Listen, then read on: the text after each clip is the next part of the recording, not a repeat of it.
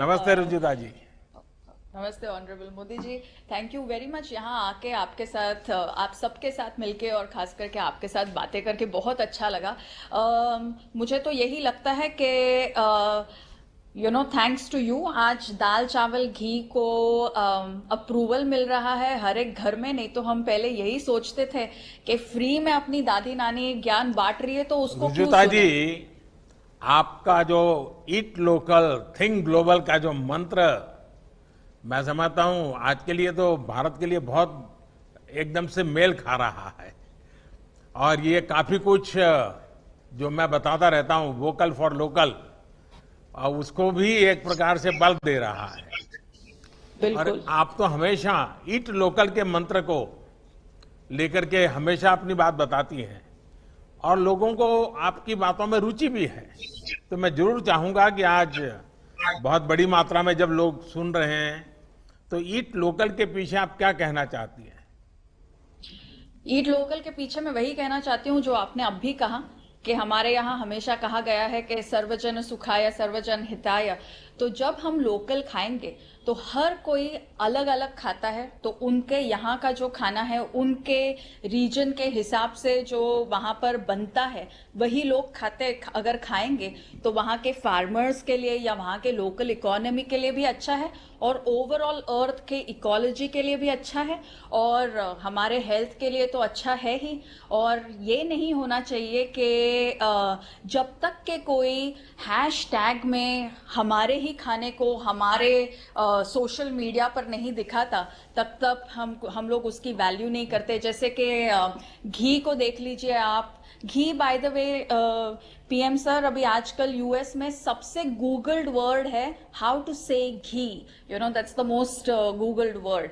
और हम लोग पहले जैसे हल्दी दूध नहीं पी रहे थे, लेकिन अभी जैसे ही उसको कोई टर्मरिक लाते कहता है या गोल्डन मिल्क तो हम पीने लगते हैं।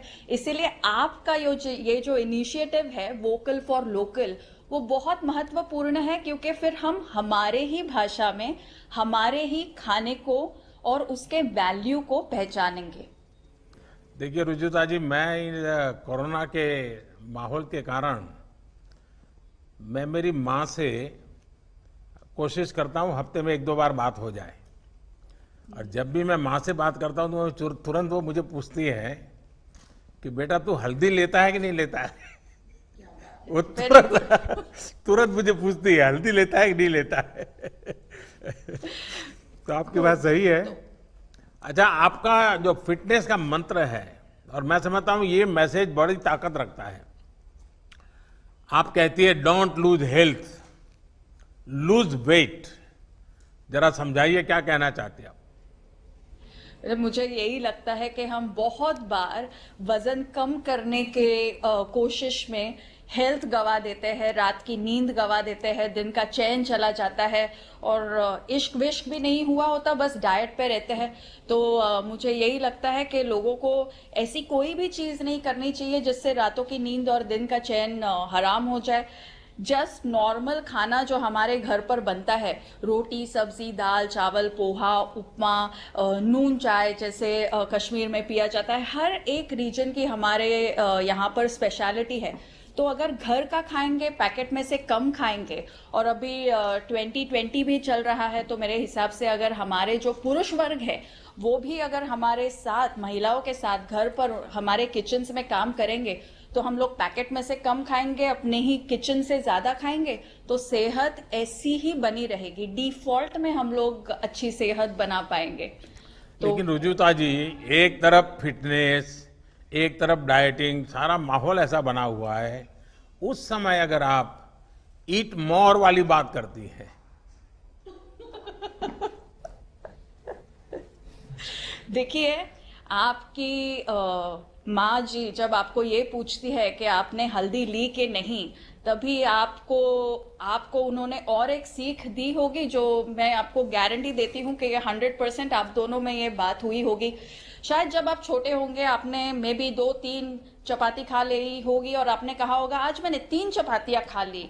तो आपने माँ ने आपको बोला होगा कि कभी गिनते नहीं है कि कितना खाया है, बस उतना ही खाओ जितना जरूरी है।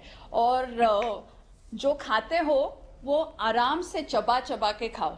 आज ये विजडम कनाडा फूड गाइड में 2019 में साइंटिफिक विजडम आ गया, लेकिन हमारे घरों में हमारी माँ, हमारी दादी, हमारी नानी जो हमको प्यार से कह देती है या डांट के कह देती है, उसमें साइंस छुपा हुआ है, ये हम कभी कभी भूल जाते हैं। तो आपकी बात सही है। और कितना खाएं उसके बजाय कैसे खाएं और कैसा खाएं, इसका महत्व बहुत है। और मेरी अपनी भी एक रेसिपी है, ये मेरी अपना इनोवेशन है, ऐसा मेरा क्लेम नहीं है, लेकिन मैं ये जो ड्रमस्टिक है मोरिंगा, ये न्यूट्रिशन की दृष्टि से बहुत महत्वपूर्ण है, ऐसा मैं सुनता रहा हूं। तो फिर मैं खुद उसके परोठे बनाता था और मैं उसके परोठे खाता था, और मेरे सप्ताह में 1-2 बार आज भी मैं इसका उपयोग करता हूं। और आज मुझे लगा है, और आपने हैशटैग की चर्चा की है, तो मैं भी मेरी ये रेसिपी जरूर पब्लिक के लिए रखूंगा। बिल्कुल। रजुला जी, फार्म टू टेबल, ये आजकल इसकी बहुत चर्चा हो रही है। कई स्टार्टअप्स इस आधार पर आगे बढ़ रहे हैं। ये हमारे देश में सदियों पुराना विचार है, और जैसे आपने कहा कि भाई हर परिवार में ये परंपराएं थी, और अब धीरे धीरे 21वीं सदी का विचार भी बन गया है।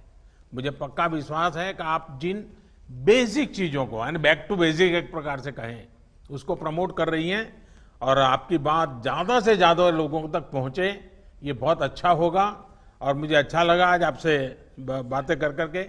आपका बहुत बहुत धन्यवाद।